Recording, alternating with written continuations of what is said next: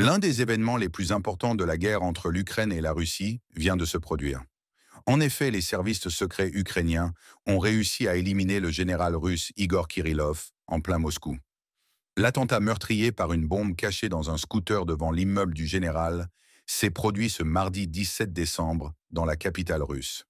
Selon les enquêteurs russes, l'engin explosif était une trottinette piégée garée près de l'entrée d'un immeuble résidentiel sur l'avenue Ryazanski à Moscou. Pour ceux qui ne le savent peut-être pas, le général Kirillov était le chef des forces de protection nucléaire, biologique et chimique de l'armée russe. Il a été tué alors qu'il quittait son immeuble.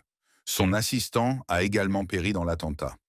Lundi, à la veille de l'assassinat du général, les services de sécurité ukrainiens, SBU, l'avaient accusé, dans un communiqué, d'être responsable d'usage massif des armes chimiques contre les forces ukrainiennes. Un responsable du SBU a déclaré que l'agence était derrière l'attaque. Le responsable, qui s'est exprimé sous le couvert de l'anonymat, car il n'était pas autorisé à divulguer l'information, a décrit Kirillov comme un criminel de guerre et une cible tout à fait légitime. Le SBU a dit avoir enregistré plus de 4800 occasions où la Russie a utilisé des armes chimiques sur le champ de bataille depuis son invasion à grande échelle en février 2022. En mai, le département d'État américain a déclaré avoir enregistré l'utilisation de chloropicrine, un gaz toxique déployé pour la première fois pendant la Première Guerre mondiale contre les troupes ukrainiennes. La Russie a nié avoir utilisé des armes chimiques en Ukraine et a accusé Kiev d'avoir utilisé des agents toxiques au combat. Kirillov, qui a pris son poste actuel en 2017, a été l'une des personnalités les plus en vue à porter ces accusations. Il a tenu de nombreux briefages pour accuser l'armée ukrainienne d'avoir utilisé des agents toxiques et de prévoir de lancer des attaques avec des substances radioactives. Des allégations que l'Ukraine et ses alliés occidentaux ont rejetées comme de la propagande. Igor Kirillov, 54 ans, était sous le coup de sanctions de plusieurs pays, dont le Royaume-Uni et le Canada, pour ses actions dans la guerre de Moscou en Ukraine. Lundi, les services de sécurité ukrainiens, SBU, ont ouvert une enquête criminelle contre lui, l'accusant d'avoir ordonné l'utilisation d'armes chimiques interdites. L'agence d'enquête russe a affirmé qu'elle enquêtait sur la mort de Kirillov comme un cas de terrorisme et les autorités de Moscou ont promis de punir l'Ukraine. L'Ukraine a revendiqué ou s'est vu attribuer plusieurs assassinats en Russie et dans les territoires occupés depuis 2022 qui ont notamment visé des responsables militaires ou politiques et des soutiens idéologiques de l'offensive en Ukraine.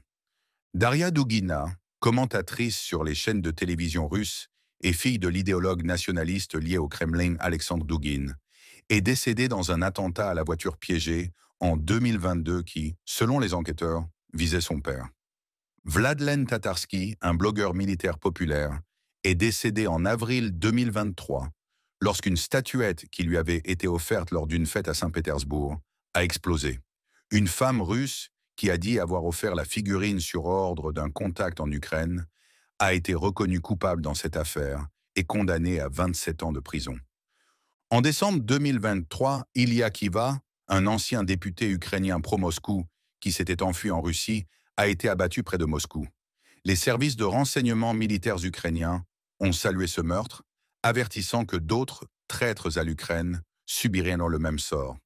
Le 9 décembre, un engin explosif a été placé sous une voiture dans la ville ukrainienne de Donetsk, occupée par la Russie, visant apparemment Sergei Yevsyukov, l'ancien directeur de la prison d'Olenivka, où des dizaines de prisonniers de guerre ukrainiens sont morts dans une frappe de missile en juillet 2022. Le général Kirillov, sanctionné en octobre par Londres pour le déploiement présumé d'armes chimiques en Ukraine, est le plus haut responsable militaire russe connu à avoir été tué depuis le début de l'offensive russe contre son voisin ukrainien en février 2022.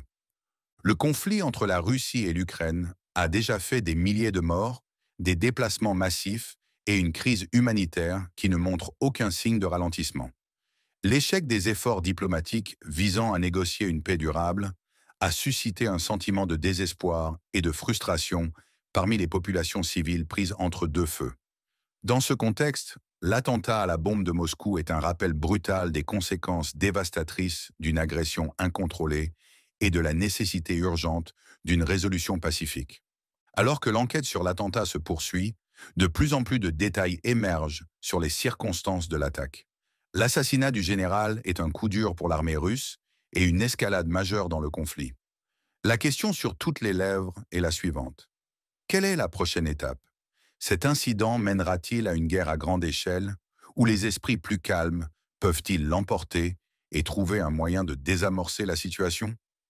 Le timing de l'assassinat est également important, car il survient à une période de tension accrue entre la Russie et l'Ukraine. Le lieu de l'attaque, au cœur de Moscou, est un rappel brutal de la vulnérabilité des villes les plus sûres aux attaques terroristes. Alors que les choses commencent à se tasser, l'assassinat du général change la donne dans le conflit entre la Russie et l'Ukraine. Les enjeux n'ont jamais été aussi élevés et la nécessité d'une résolution pacifique n'a jamais été aussi pressante. Cet acte de violence insensé a coûté la vie à un officier supérieur de l'armée et menace de plonger la région dans le chaos. Les implications stratégiques de l'élimination d'un dirigeant comme le général Kirillov sont profondes. Cela envoie un message puissant à l'armée russe. Les forces ukrainiennes n'hésiteront pas à cibler leur haut commandant.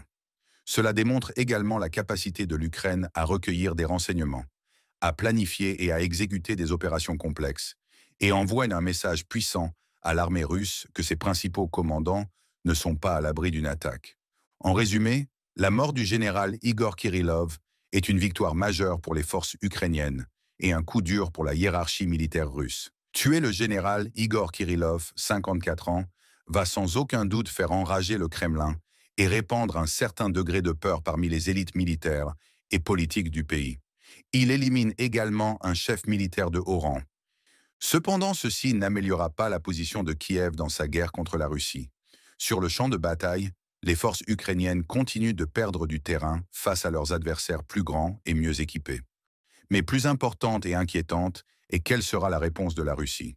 N'oubliez pas d'aimer cette vidéo, de laisser vos réflexions dans les commentaires ci-dessous et de vous abonner pour plus de mises à jour sur le conflit Ukraine-Russie.